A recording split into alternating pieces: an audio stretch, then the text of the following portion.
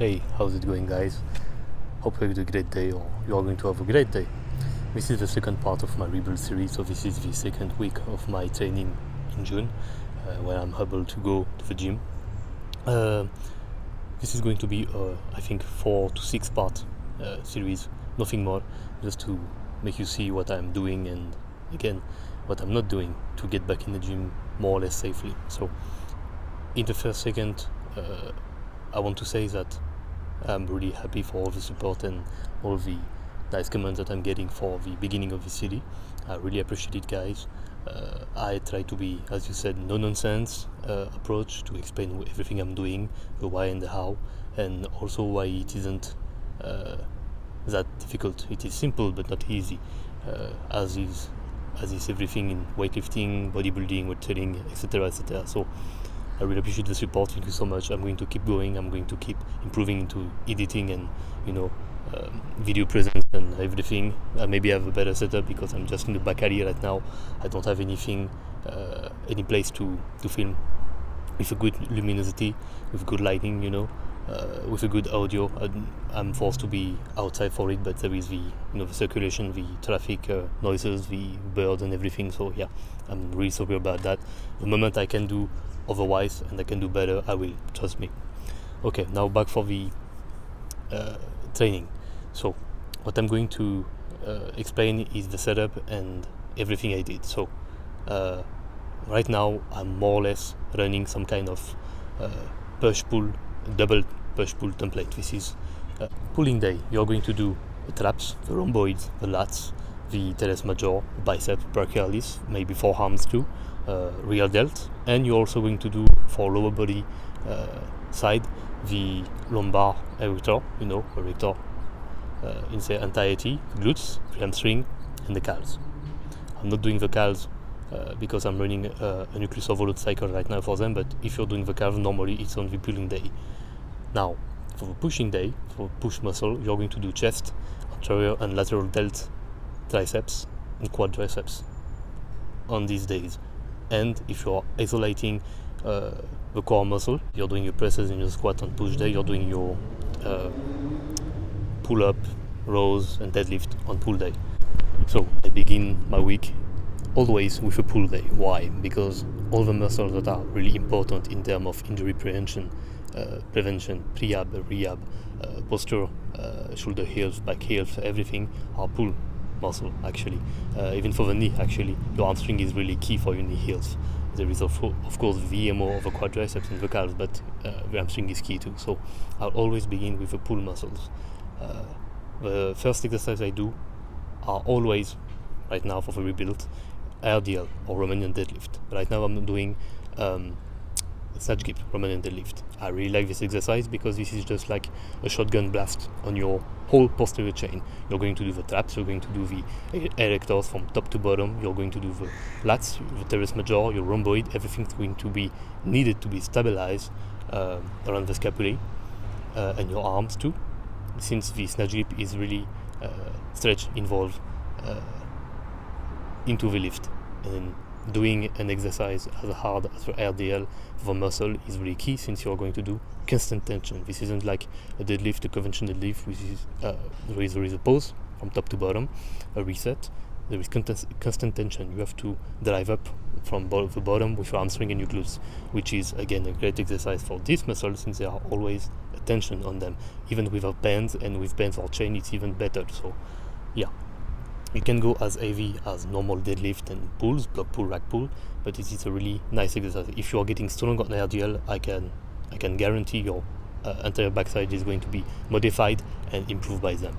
Between these sets, because I just don't want to sit around since I have only 1 hour and 15 minutes train in the gym. I'm doing my weighted pull-up. So this is the second week I'm going back in the gym. I didn't want to rush anything, so I just did a 10 by 10 basically, or 10 by 8 to 10 reps. I begin with some neutral wide whip pull-up with just one plate of weight. The chain is like 22 kilos, so like I don't know, maybe 50 pounds, something like this. And I'm just focusing on really pulling with the arm, not the back, since I will need the back for something else during the week. I really focus on the arm, since they are my weak point and something I really want to improve upon. As you can see, they're pretty decent, but yeah, I want them even bigger. because my back is already a strong point, especially in terms of width, not thickness. So this is the first superset I did. Afterward, I pass on shrugs and on more pull-up. So for the shrugs, I ramp up in weight, because shrug for me is one of the best exercises for traps. You don't need to do this squeezing and light control shit. As you can see, traps are really resilient and hard muscle to train.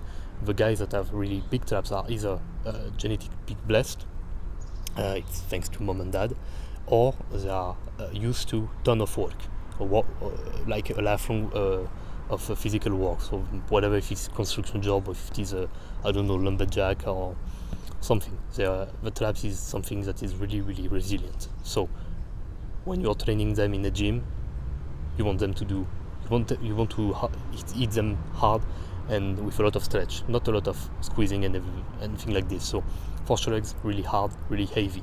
This is what's worked for me. This is what's worked for a lot of people. And when I mean a lot, it's like thousands of people. My goal is to eventually ramp up back to 7 plate, which is 300 kilo. I really like this weight because this is something that allows me to do enough volume, but have enough mechanical tension, enough strength on it. You both need the volume and the heaviness, of course. So I'm about 6 plate and a half of these sets. I did 4 sets, and I began with the behind the back shrugs, and I pair them with some normal shrugs. So I always start with a behind the back shrug, and I do some kind of mechanical drop set by turning back and doing them in the front, which is easier, of course, than in the back. But I'm hitting the whole traps, not just the upper traps, but also the mid and lower traps. Between my set rest, I'm doing more pull-up, but this time I'm doing them supinated to get more biceps involvement and also stretch back on my wrist, especially the left that have a bit of problem to really supinate. So as you can see, I will not be doing full range of motion to avoid straining too much on the shoulder and on the wrist, because those are the two joints that give out first when I'm doing full range chin up on a normal parallel bar. Same, I'm just using 1 plate, nothing more, and I'm striving for about 10 reps for 5 sets.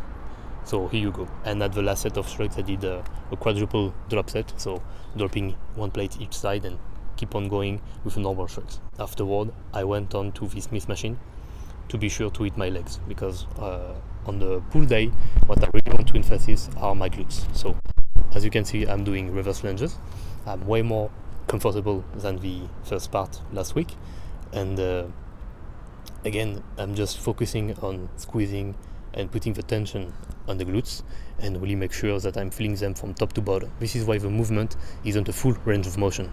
It's more like a bottom-up kind of range of motion. I'm going from the bottom up to about 3/4 of the way up and just getting back down again.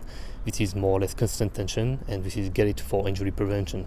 I'm getting used back to using my joint in certain range of motion that I want them to be pro-efficient and safe. So you can go full range of motion right off the bat with certain exercise, especially because they are sometimes really demanding on the joint, but sometimes it's just because the joint aren't going to be in a really safe position, or at least a position they need to be accustomed back to. Since I didn't do anything heavy in 3 months, I don't want to risk anything. So yeah. Now for the second part.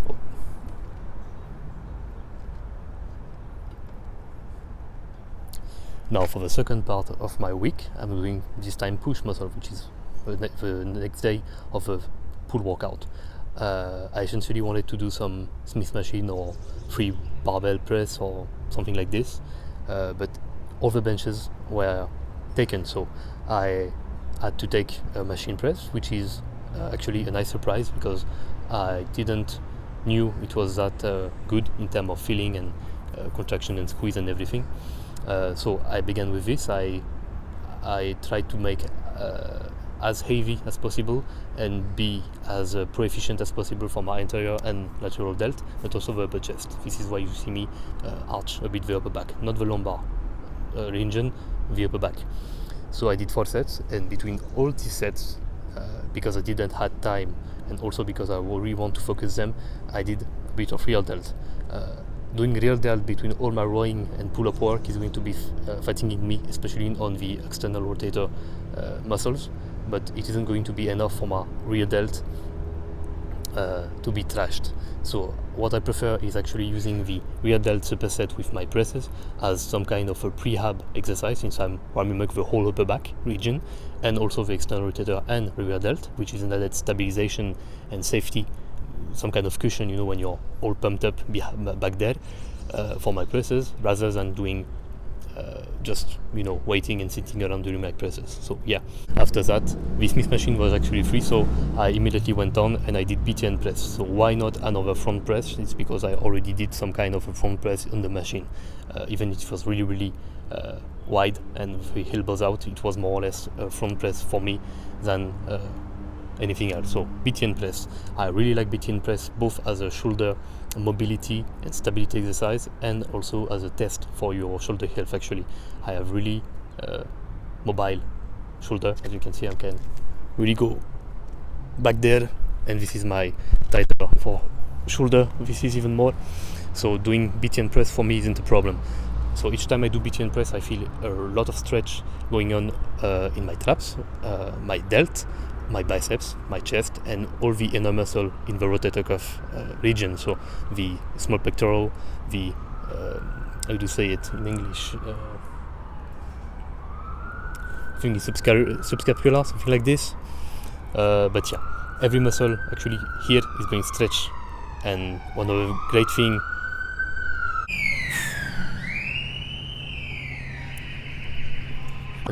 thing of doing this exercise is it is basically a weighted stretching of the whole region, you know, and all pulsing muscle basically. So yeah, Smith machine, because not any free weight was available, but normally I prefer it free weight, since the Smith machine is going to still lock you in some kind of range of motion.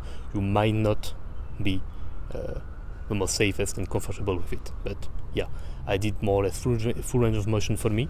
And between each set I did really wide grip pull up in front of the body, and I was really focusing on the teres major and lat region. This means that I was just using my hand as a hook, you know, just to pull.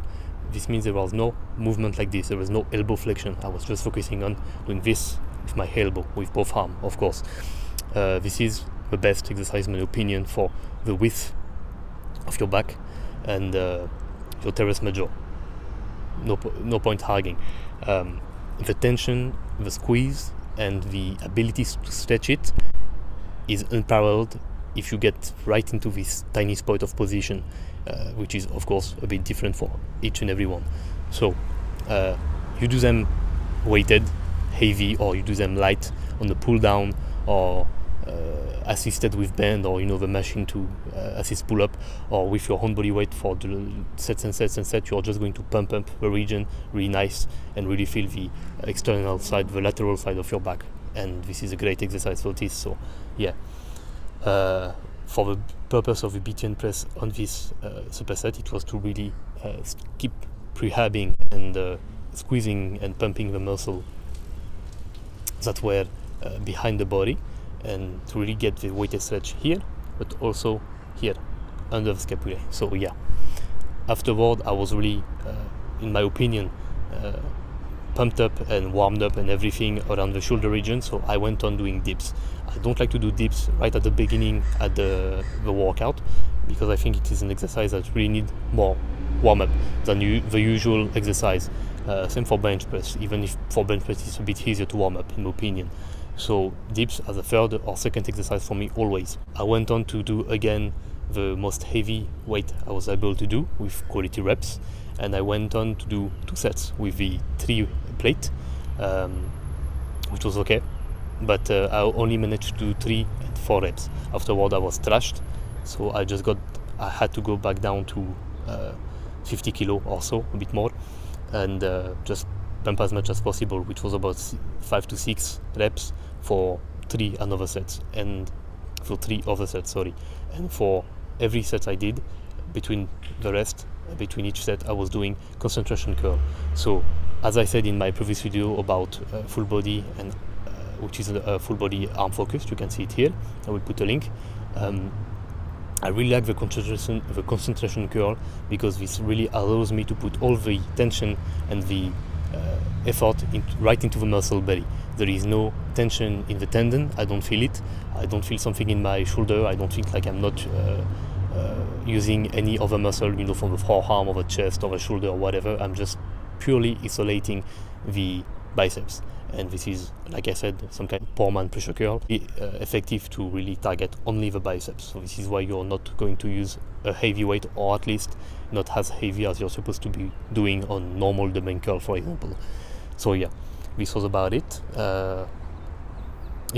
If I did those concentration curl, it was also to warm up and to puff up a bit the arm, because if you have bigger biceps, they act like some kind of cushion when you're doing your presses. So biceps is a muscle that attaches itself from the shoulder to the elbow.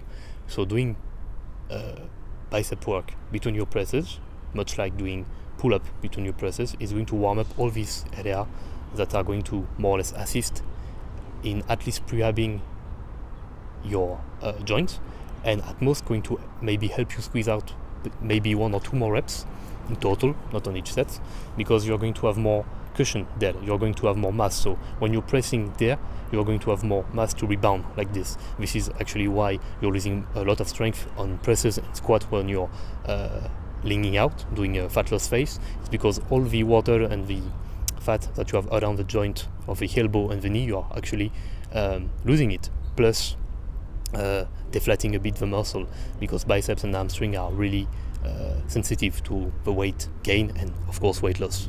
So yeah, here you go.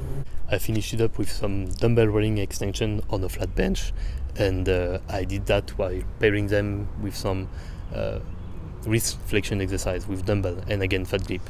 So I really like the rolling dumbbell extension and even rolling tricep extension style of execution, because this is both a shoulder saver, elbow joint saver, and also a really nice great way to focus more on the long head of a triceps, which is bi-articular.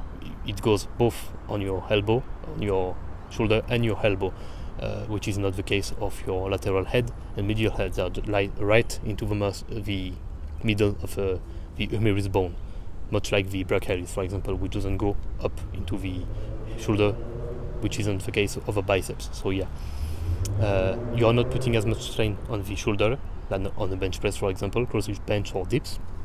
You aren't putting as much strain on the elbow, like a skull crusher or a strict tricep extension on the pulley, the machine, the cable, whatever. And you're actually gaining a bit of stretch reflex in the long head of a tricep. So this is a surefire way to recruit it more. And the wrist flexion work is of course for the wrist flexor work from the forearm. So while the fat grip, it is going to be harder this way, and this is also going to force the wrist to be conditioned, so both on the ligament, the tendon and the bone side. This is one of the exercises that actually can help thicken the wrist and make it more resilient to everything. This is why I like it. So here you go, that was it for this first push workout of the week. Now on to the second pull workout this time. Now for the second pull workout, this time I wanted to be a bit more on the volume side rather than the intensity side. As I said, the RDL and the shrug are really hard to recover from, especially when you're deconditioned, which is my case of course. So I began with a 10x10 on upright row and a 10x10 on fat grip weighted chin up. So basically I thought that my weighted chin up from the first workout weren't as intense as they should have been. So I got them back, but this time with fat grip to have more emphasis on the arm and forearm, and also to assist the normal weighted chin up. So for the upright row, what I did was to have snatch grip and loose form style in a sense, because I don't want to put more strain on my back and my spine. I really want to put all the tension on the muscle, so going with a little bit of momentum at the top and at the bottom, both to get the barbell started up and also to better absorb the impact down, is one of the safest way I have found to do it. The wide grip allows you to have an external rotation in your shoulder, which is much more safer than having an internal rotation, and you're also able to have more work transfer to your delt, which in case is more or less the lateral delt. I really like this exercise because it is both a stretch and a pump exercise. You are able to really focus everything you have on the yoke area, the traps and the shoulder, and paired with some chin up or pull up or whatever, this is a great exercise to more or less do the whole back and to also warm up the arm. The pros of doing fat grip chin up, in my opinion, are to be working your grip, strengthening your forearm, making them grow, making your arms grow too, and also working your lats and your mid and lower traps, basically. So this is really like a full upper body movement, or close to it.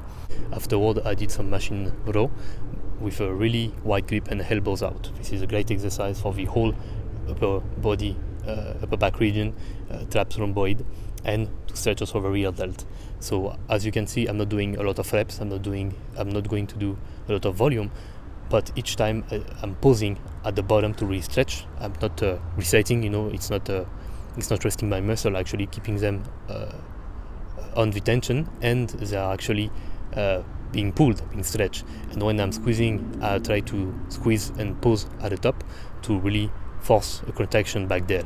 This is one of the regions of my body that I have less muscle-mind connection, especially when it is detrained. So I really want to get this back, so it is easier than to follow up with more heavier exercise, more volume, and something that is going to be efficient for my body and not just junk volume and throwing reps after reps. Okay, this is bodybuilding, not moving weight from point A to point B. Between each set, because I was using my straps on this exercise to really be pulling only with the elbow and focusing everything on the upper back, I did some reverse curl, which weren't impairing at all the machine row movement. I really like this exercise for the brachioradialis and also the wrist health and conditioning. Much like the wrist flexion movement, doing a lot of reverse curl is going to strengthen the front part of the forearm, the one that you see when you're having your hand in pronation, because we're putting all the tension on the ligament and tendon there. This isn't something that you will necessarily strengthen when you're doing the pull-up, even with a pronated grip, since the gravity isn't in your sense. You're going up with the gravity. With a curl, you're going down with the gravity. So when you're trying to curl the weight like this, the gravity is forcing you to adopt a certain position with a wrist and keeping tight.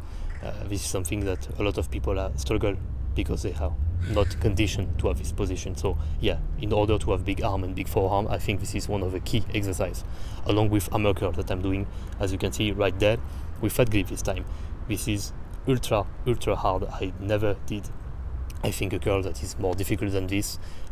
You are feeling your whole hand, your finger, and your whole forearm, and also your brachial. So really brutal work, and I was really pleased with the result I had, because in just 3 sets my forearm were pumped beyond belief. I never had so much pop in my forearm, and I had also all the veins that were popping out, which is always nice, as you will see at the screen.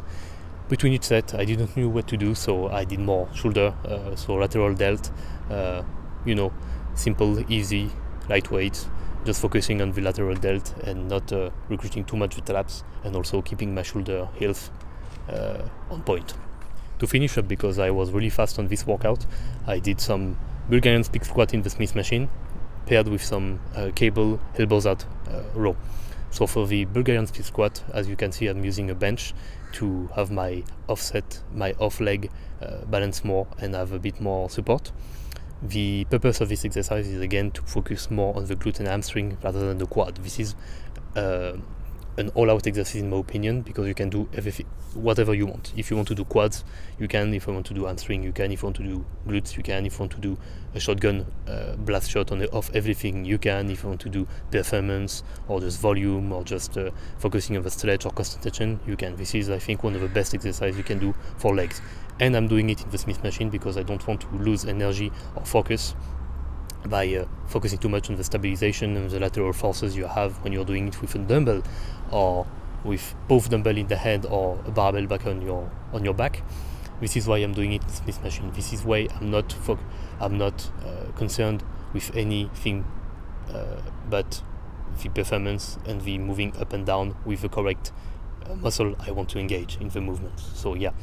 And why the elbows are low? I think it was just because I wanted more volume basically in the back, and because I didn't know what to do left in my rest period. So yeah, I don't want to sit around and just watch whatever people are doing. I want to move and keep moving. I just have 1 hour and 15 minutes. Again, I want to make sure I'm using it perfectly, or at least to make something valuable. For the last part of this week, which is the second push workout, I began with some dumbbell incline presses. No bench were available, so as you will see, I'm doing it actually from off the pressure bench, which was really fun. I did not knew it was possible to do it, but I managed to do something alright. Even for the weight, it was a bit heavier than last week, and the range of motion was pretty full for me, with the elbow angled out at 45 degrees, which is not elbows out, which is of course more depending of your shoulder ligament. So this is pure muscle work. This is muscle out on each rep, and I'm pretty proud of it because I felt both my shoulder and my upper chest and my triceps with no joint discomfort or feeling related.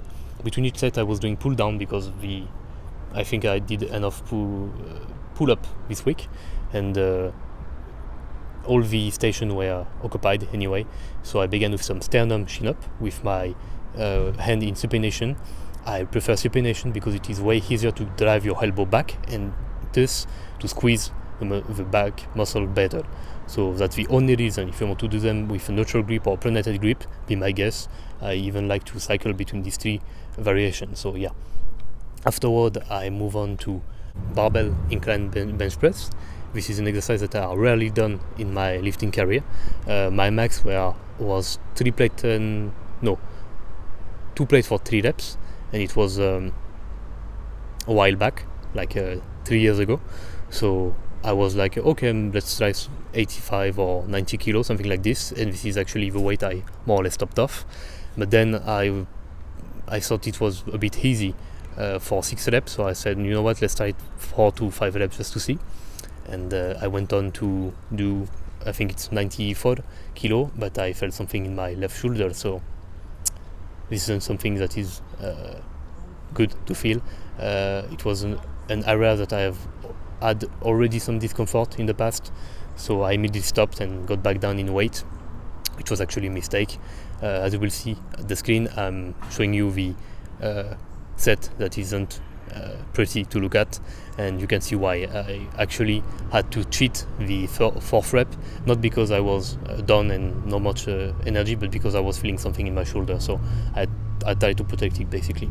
And between each set, to really stretch and make the blood moving and everything, I did a bit of BTN Pull Down. So again, BTN isn't something dangerous for your shoulder if you have mobility and the stability. I have it. If you don't walk through it and to achieve it, if you don't have it and you can't have it, it's fine. You have plenty of exercise. Just make sure your shoulders are healthy. So much like the really wide grip pull up, this is a fantastic exercise for teres major and the lateral side of the lats. And I did a ton of volume on this just to really pump up the region and make sure my shoulder is okay. Afterward, I went on to the flat bench press with a dumbbell, but with the elbows in, to really put as much work as possible on the triceps and also not put so much strain on my shoulder, which is now a bit tender. I felt it for the rest of the workout actually. And I went on to do 90 pounds, which is about I think it's 41 kilo, and I did 4x8 more or less on this exercise. And between each set, again, forearm, this time with a barbell. I never did it. This is why it's so light. I think it was 60 pounds, and I just did squeezing, stretching, and building the mind-muscle connection, but by also working the technique, because I never did it. So yeah. And as the last exercise, I did my pet one for the triceps. This is the French press, dumbbell French press on the pressure bench. This way I have all the upper back support I want, but I have all the mobility and freedom I want with my arm to really go deep behind.